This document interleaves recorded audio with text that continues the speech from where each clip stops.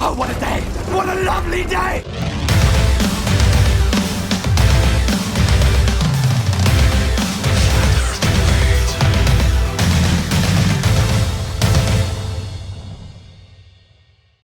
Welcome to Flat Earth Debate Special Edition. I'm your host, Nathan Oakley, and joining me this evening is Anthony Riley and Quantum Eraser. So in this special edition, we're going to be covering two people. In the first section, we'll cover Geostreber, we'll have a short break, and then we'll cover Soundly, and we may even have a little bonus person to cover after that. So let's first and foremost introduce our two guests. So how are you doing, John, and how are you doing, Anthony? Hola. How's it going today, gentlemen? Very well. Good to have you both. Good. So I'm hoping that before we get straight into the nuts and bolts of it, John, we're going to be quite heavy-handed with Geostreber, and I would like you to give a disclaimer for specifically why we're being so meticulous, heavy-handed, whatever words you want to use, with particularly Geostreber over Soundly. So can you just explain that before we go on? Yeah, well, I hold people that claim or have claims, and they're from academia or secularly educated, to a much higher standard. I mean, it just makes sense.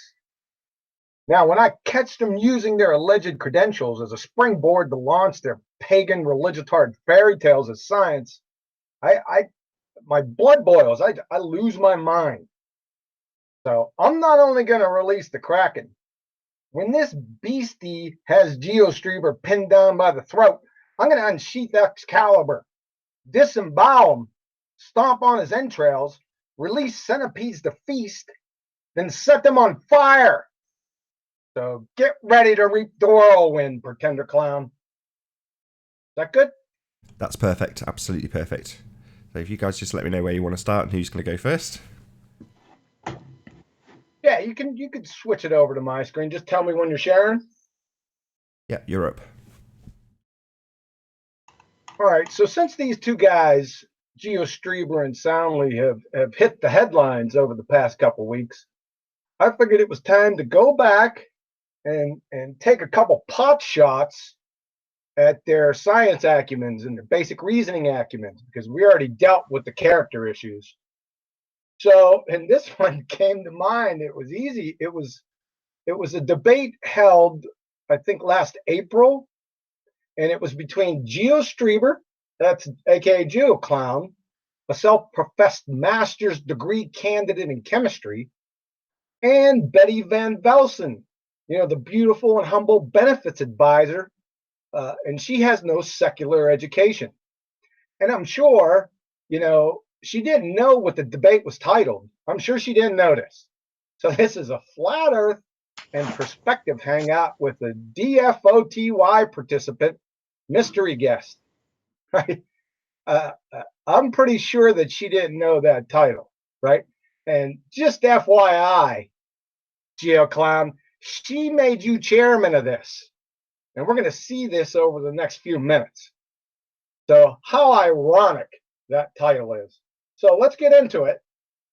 Go ahead and start at 143.49 and stop at 145.20. Thanks. This graph is expected to look different depending on the rotational speed of the planet.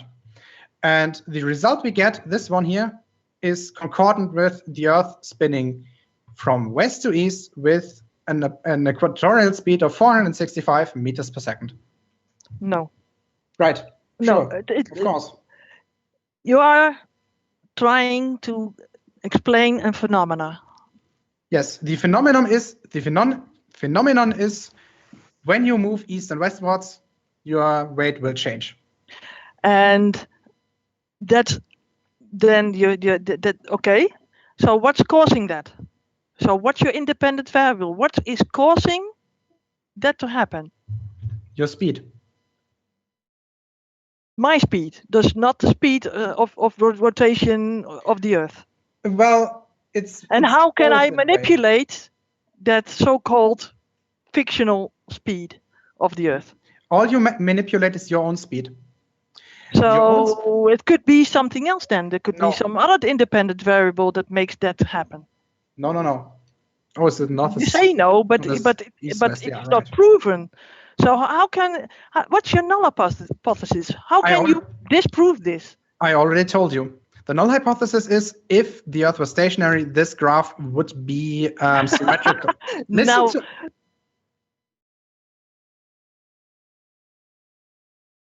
So, right from Jump Street, the graph he's feebly attempting to peddle here is conjured. None of it is backed or supported by any real world data, observations, or measurements. This is tantamount to Elmer Fudd giving the keynote speech at a pernicious anemia convention, showing a graph of the digestive system of invisible three-toed gnomes, focusing on the bioavailability and the speed of absorption of B12 with and without intrinsic factor. I mean, this is nonsense. And what these guys do, and Geo's but one, the ones that have channels, they offer these little debates. They throw out little crumbs, right? And they get these flat earthers that are, what you say, low hanging fruit. Like sometimes I see these debates on them sitting there. I've never heard this person before in my life. What's their name? I never heard the name before, right? So they get these people on here, and all of a sudden they start posting graphs or differential equations, and most people aren't going to be able to handle that. So it gets them back on their heels, and then what they do is they start hammering them with their inane gibberish, right? That's their modus operandi. But see, in this case, he tried to pull that same nonsense, right? But he just wasn't ready for what was about to happen, because Betty blew that off and was just focusing on his science acumen. And she treated it like an incoherent pinata and just started beating away at it. So let the lesson be learned. Now, let's go over what the conversation was here. GeoClown, the phenomena is when you move east and westwards, your weight will change. Betty, what is causing that to happen? GeoClown, your speed. All that you manipulate is your own speed. But your speed, GeoClown, according to you, is the Earth spinning. Remember the fantasy that you're attempting to prove here? And number two, directions east and westwards aren't speeds, for goodness sakes. Again, Betty, what's your null hypothesis? GeoClown, if the Earth was stationary, then this graph would be symmetrical, right? But if that's true, if that's your null, then your alternative hypothesis must be if the Earth was stationary, then this graph will not be symmetrical. I mean, I'm saying that this is the alternative hypothesis. I'm using these terms as loosely as possible. But anyone who's been watching our debates over the past 2 or 3 months, they'll automatically know and say, whoa, wait a second. You see this will not right here, right? This should be in the null hypothesis, and the would be should be your alternative, right? Right off the bat, it's nonsense to begin with. They ain't hypotheses anyway. We'll get to that. So number one, that's why I said define null, right? And hey, take a look at this, GeoClown. You understand that math? Number two, your independent variable, that is the cause that you will vary and manipulate, is stationary Earth. Your dependent variable is the graph. So number three, so the stationary Earth is causing the graph to come into existence? Here, let me show you. This bud's for you. Clown. Actual non sequitur fallacies are blushing. Clown boy, you'd fail 5th grade general science and the 60 level basic reasoning course. Your independent variable in your train wreck null is the stationary Earth. Can you vary and manipulate the Earth, Skywalker? I know. Perhaps you can activate your special Evo mind powers. By the way, the above is a textbook affirming a consequent formological fallacy, but we'll get to that here in a few minutes. So continue, stop at 146:19. Thanks. Listen Now, to- yeah, if the Earth is stationary, so can you stop the Earth? Can you spin the Earth? we can model it. We can listen to me. Listen to me. It is an Sen- invalid hypothesis. That's what Can you I have please- concluded. Can you please do me a favor? Look at this formula again. Emma omega squared r. Meaning, if the Earth was stationary, that would mean that omega squared divided by r. Now you're would going to be- show me math, and math is only a description, so they can Well, describe we're anything they using want. known laws of physics. Yes, but you can add. Show me -4 apples, for example. Oh, Show for me. fuck's sake. Yes, well, that's what you're showing me now here. You realize that Basically, when we have a negative value in terms of speed, it's a positive value in the other direction. We just define one direction as being positive and the other one as being negative, right? So, GeoClown, you realize whenever we have a negative value in terms of speed, it's a positive value in the other direction. What in the world? Number one, Betty's example wasn't talking about speed. It was -4 apples. You see, what she was trying to do or explain to you conceptually that math doesn't necessarily relate to reality. Speaking of which, number two, there is no such animal in reality as negative speed. Let me get this straight, Crayon Muncher. Because you conjure something from your imagination, negative speed, place it on a graph, then negative speed exists? Define batshit crazy religious hallucinations and fantasy circle jerk do-si-do begging the question fallacies. Continue. Stop at 148.04, please. It's being negative, right? you're showing me math, and math is only a description. And I want to see an hypothesis that is really tested and manipulated and experimented upon. I already told you. And you are only telling me that the direction and the speed is causing something, but that should always also explain how fast we are spinning. I already That's told you. ridiculous. That's ridiculous. There's It's a an phenomenon. invalid hypothesis. It Yeah. cannot be tested, and it cannot Of be course, it can falsified. be tested, Betty. There's a Alex. the phenomenon is when you're moving east to west, the weight of a testing mass will change. That's a fact, right? Now, That could be a phenomenon. Yeah, that could be a phenomenon. What is causing that? It is a phenomenon. So Okay. what is causing it? Right. The hypothesis is that it's caused by the spin of the planet. Okay, and what's the null hypothesis? The null hypothesis is that the planet is not spinning.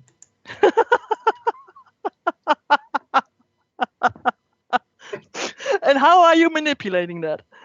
How can you test that? What you're saying is, Don't you see the ridiculousness of your claim here? can you please stop speaking when I'm mid-sentence? You did this all the time now, and I'm getting tired of it. Yes, of course you are, because you're cornered now. No, I'm not cornered. I just want Yes, to you make are, this. because the hypothesis is not valid. I'm Can sorry. you please listen to me for once? I'm listening all the time. I'm No, you're waiting for a not. scientific hypothesis, and I'm not getting anyone. I already told you.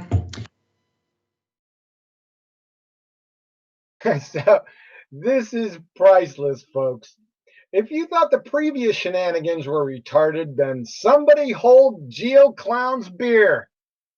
So, GeoClown, when you're moving east to west, the weight of a testing mass will change.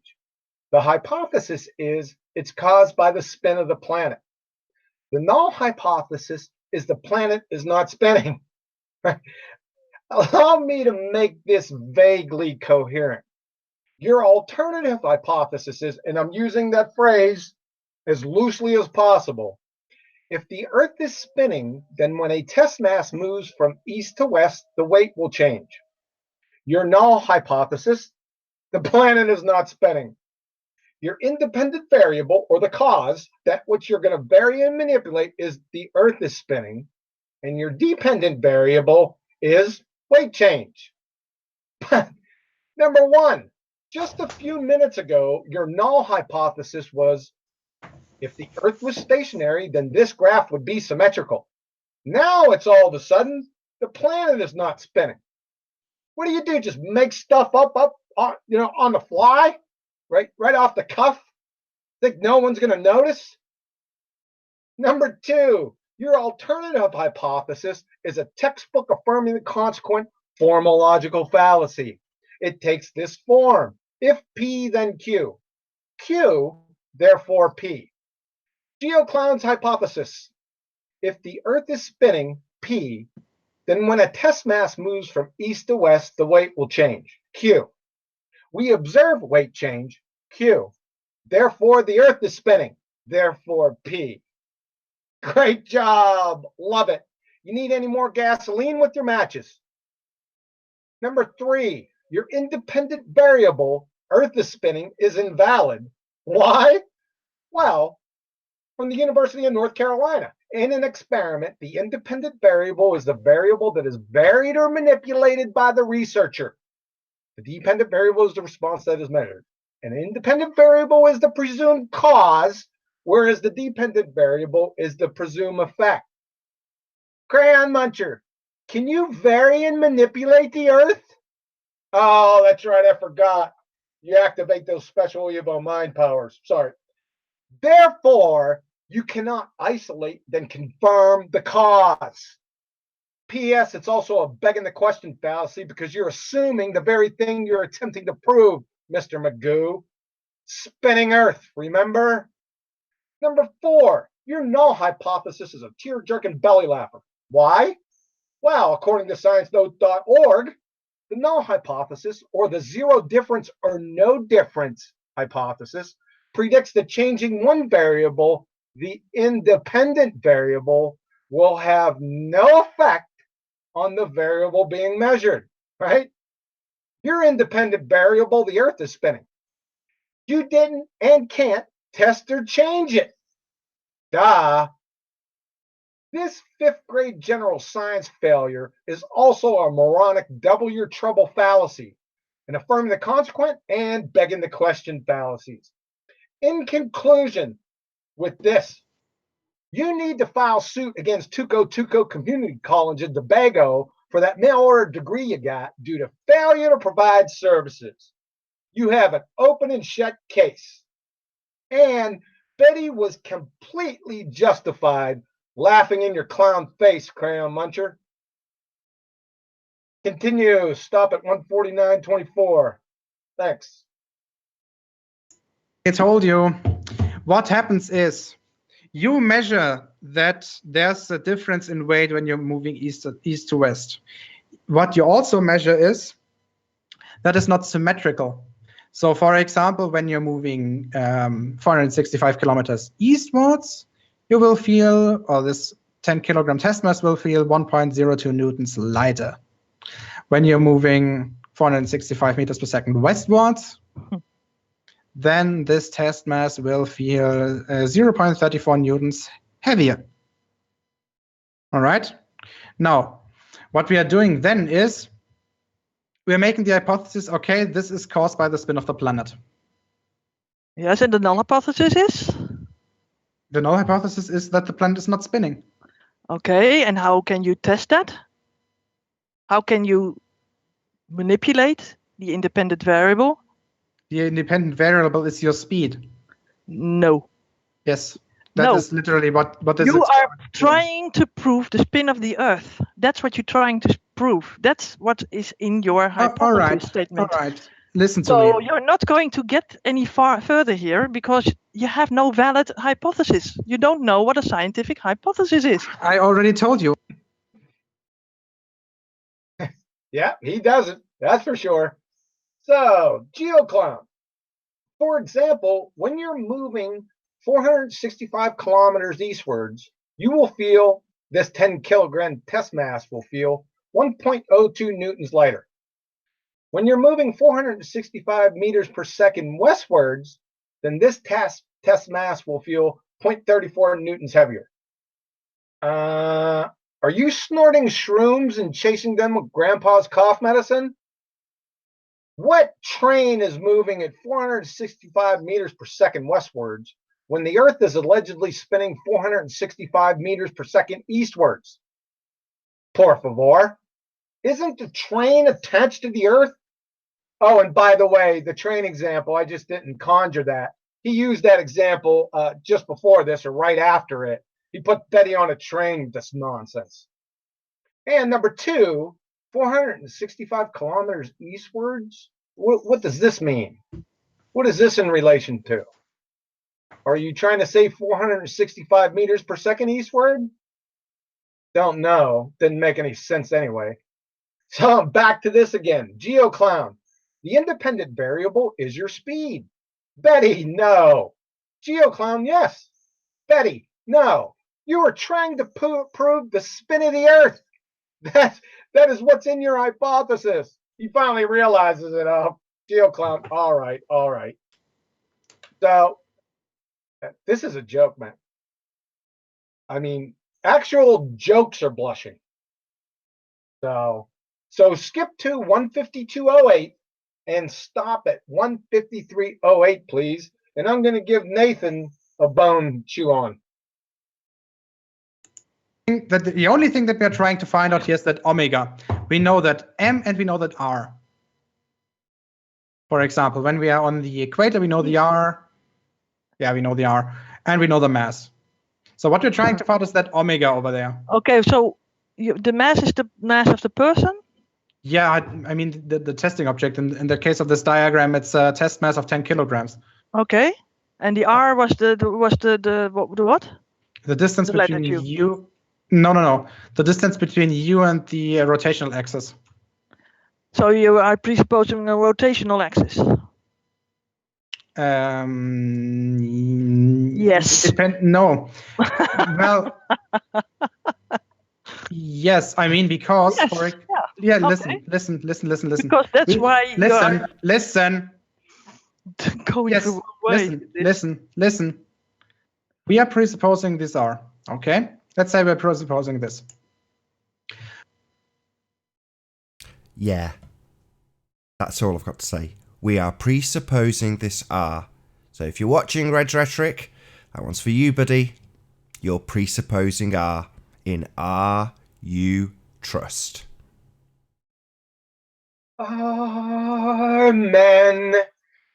Skip to 157.13 and stop at 157.57, please.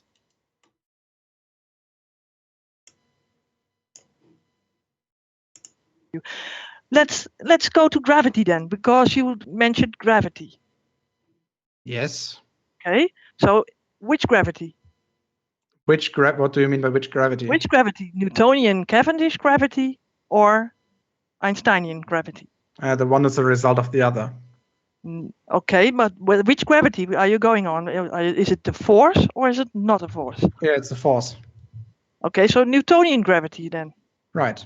Okay, but the scientific community doesn't follow Newtonian gravity. Oh, yes, it does. For a good approximation, it's right, and it's actually the result of Einsteinian gravity.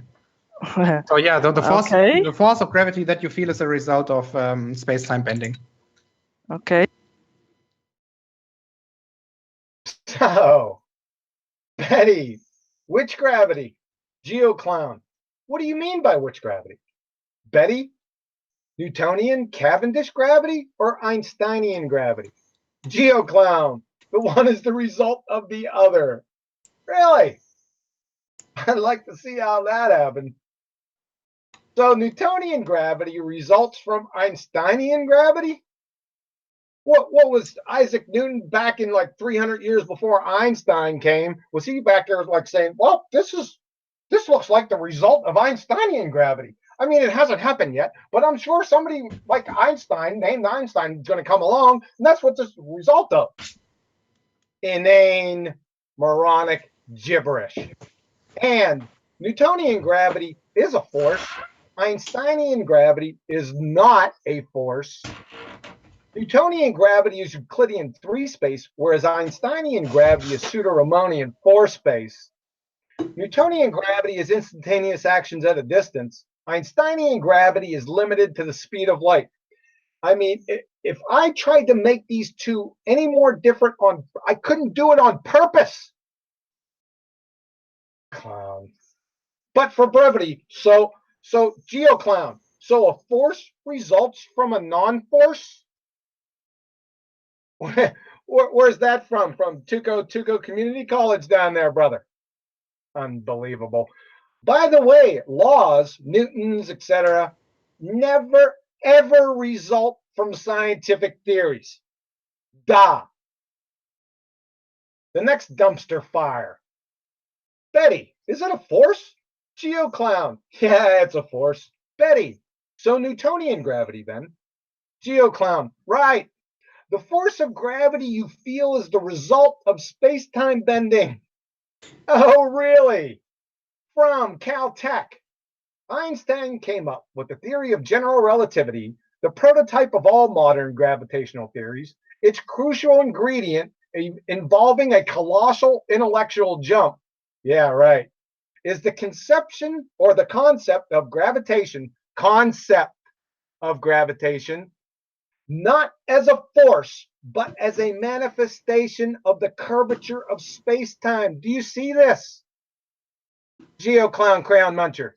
Do you see the juxtaposition?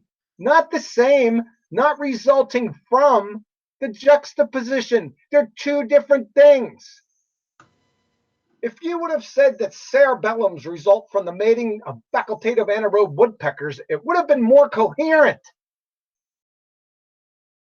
Skip to 217.33, stop at 219. Because in germ theory, give me the equation of the germ theory.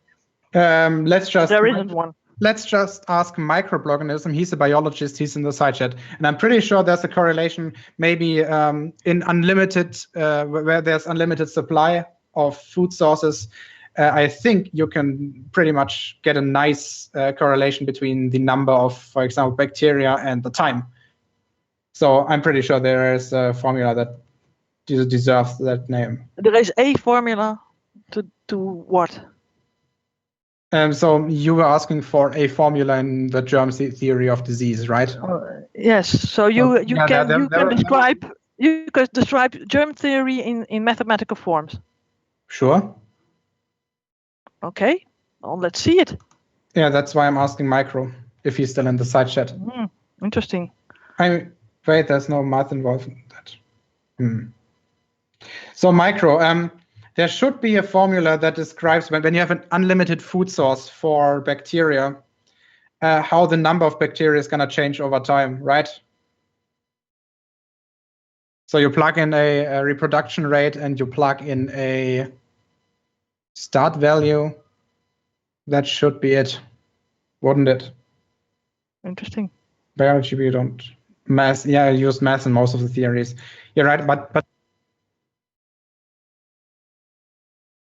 yeah. So what led to Betty asking him this question right here, which is priceless, by the way, was a discussion about math and science and how math is science.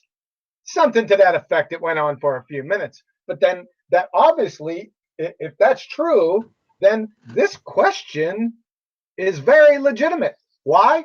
Well, because germ theory is an actual scientific theory. So it was a great question. Betty, give me the equation for germ theory. Right? GeoClown. He's for sure. He said he can answer the question, but where does he go? He goes to the chat. GeoClown, let's just ask Microbloganism. He's a biologist. He's in the side chat.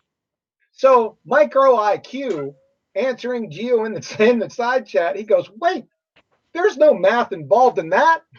And in biology, we don't use math in most of theorists. So let me ask you a question, Micro IQ. Do they use spell check in biology?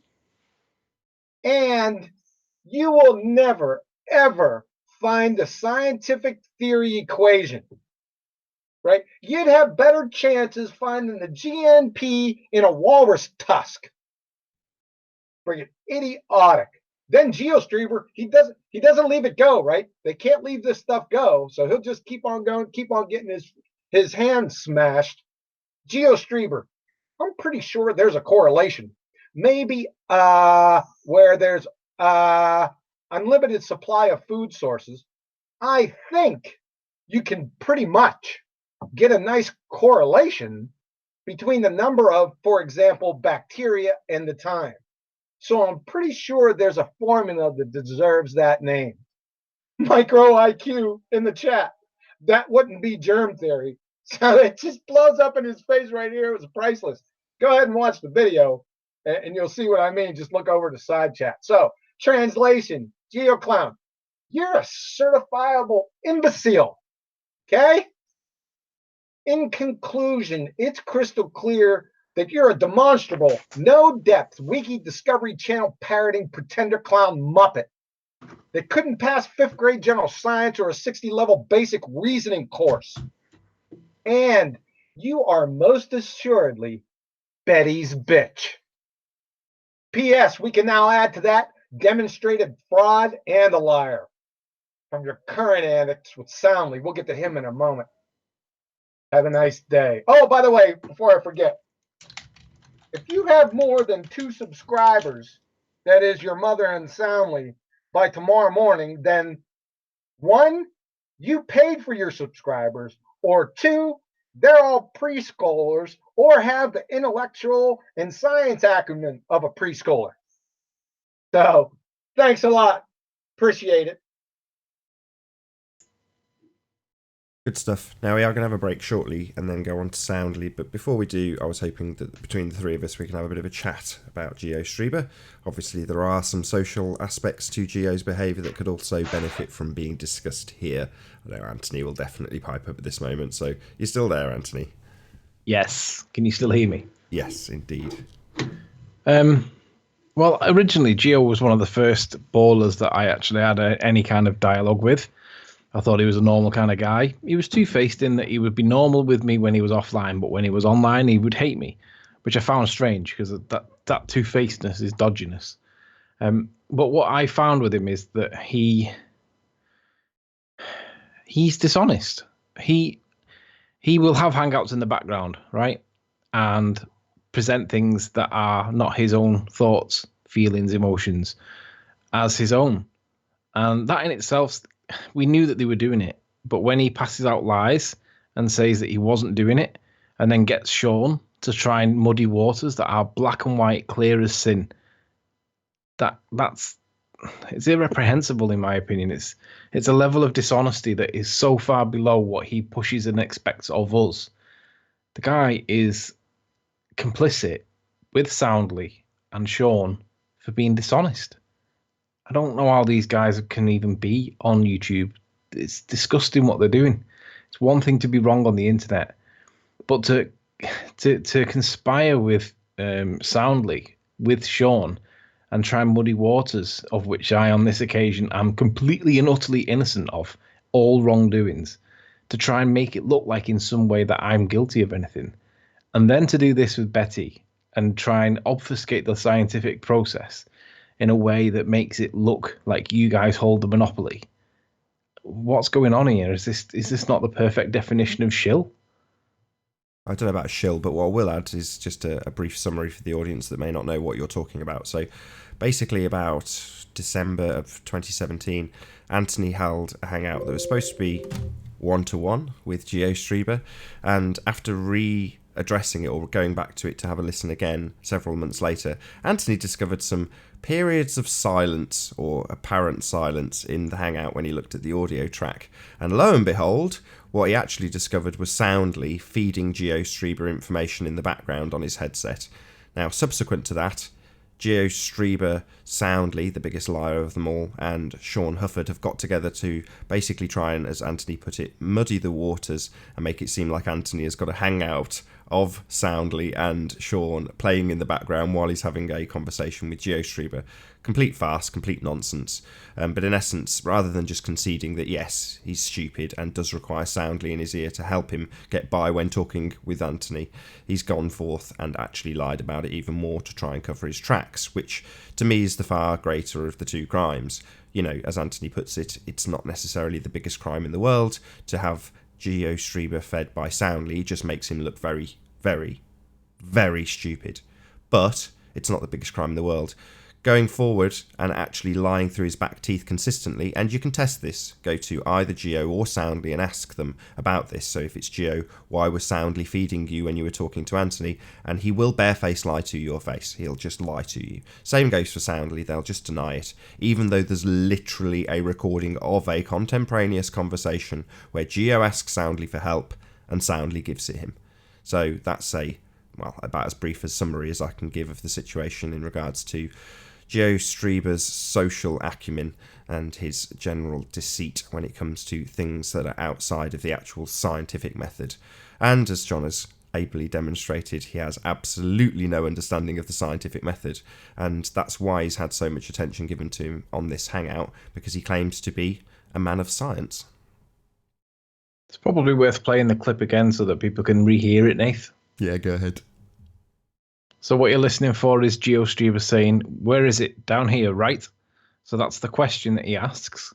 And then without any hesitation, the response by Soundly is, yeah, and go back to that definition he cites too. So this is it. He asks the question and he gets the response. Wait, let me check it. Where was it? Further down, right? Yeah, go back to that definition he cites too. Sure. Now that's been blamed on me coming through my microphone. It's not me. It's him and Soundly having a conversation. They won't admit to it, and they've got Sean involved, and they're trying to muddy waters, of which I am no party of, but I'm being blamed for. They're dishonest. I'm done, Nath.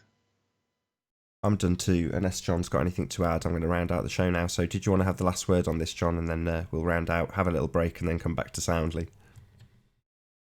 Yeah, Sean Hufford, you were the one that put forth this little excuse. Is a belly laugher, by the way. And in the comment section, I still have that comment section, by the way. You said you even agreed with me. You're right, because I challenged you to provide the evidence that the video's playing on Anthony's side. You have to have those two comments that Soundly made within 5 seconds of each other. And you said, "Yep, we're on it. QE, we have a bunch of people on it. We'll get that done." And you agreed that would more or less provide alibi and the innocence of your two clients. That was 16, 17 days ago. Still waiting. I'll tell you what, I'll give you a month. Personally, I'll give you a month. If you don't provide that video of the hangout with Soundly talking with Sean, or whoever, Soundly has to say those two statements that we have recorded in 1 month. If you don't provide that, then Geo Clown and Soundly are frauds. Yeah. I think that's fair. Right? There is one other thing to add then, based on that. So, Sure. with this rigmarole of Soundly, Geostreber, and Sean Hufford claiming that Anthony was actually listening to a hangout, as you've probably just figured out, they've claimed that this is something they can very easily go back and find, i.e. the Soundly and Sean hangout that Anthony was claimed to have been playing in the background. Now, after that was claimed by these three Muppets, it was then put to Anthony that it's very hard, it's very time-consuming, very difficult. There's probably at least 20 hangouts that are all 4 or 5 hours long. It's difficult to just find a quote.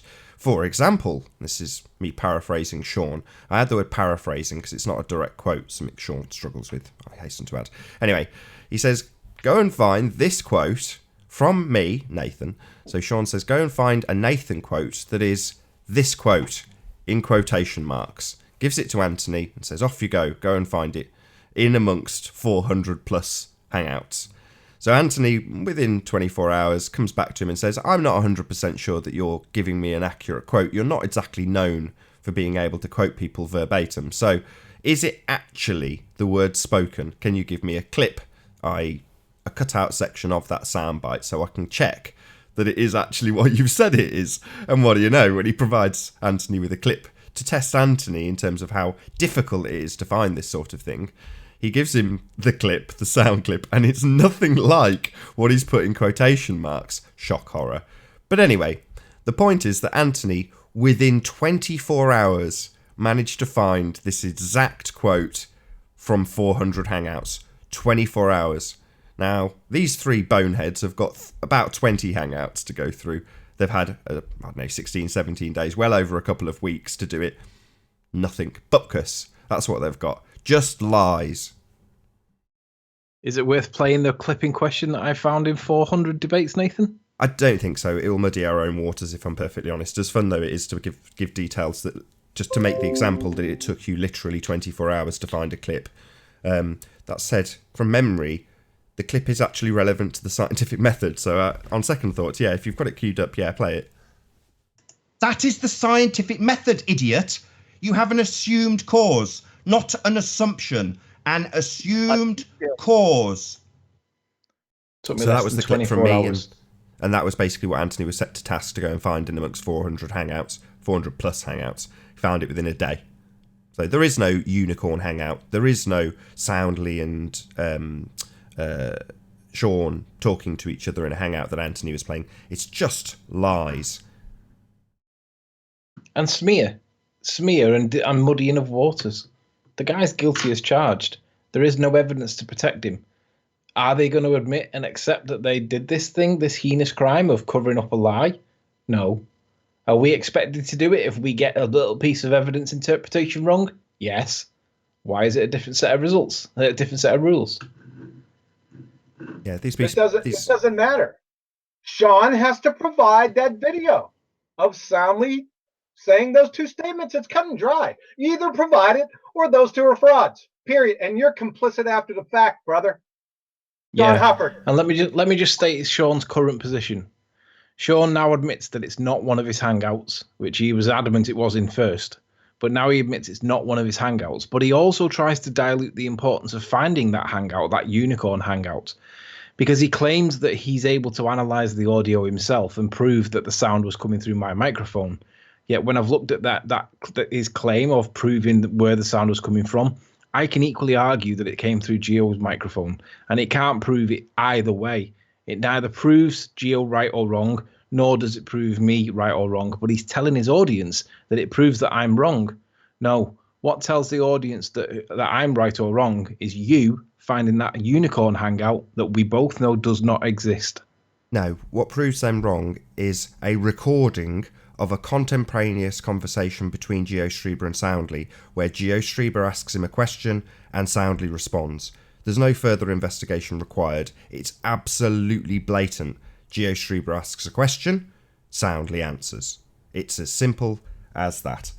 Anyway, with that, having absolutely demolished Geostreber and proven beyond certitude that he is scientifically incompetent, and established pretty much beyond reasonable doubt that they are, Geostreber, Soundly and Sean Hufford, all complicit in lies and deceit, and given the deadline that John's just given these three Muppets, they've got another month to at least prove that they're not complete and total frauds. So with that, I'm going to say first and foremost a huge massive thank you to John and Anthony. Thank you both. No worries. My pleasure, sir.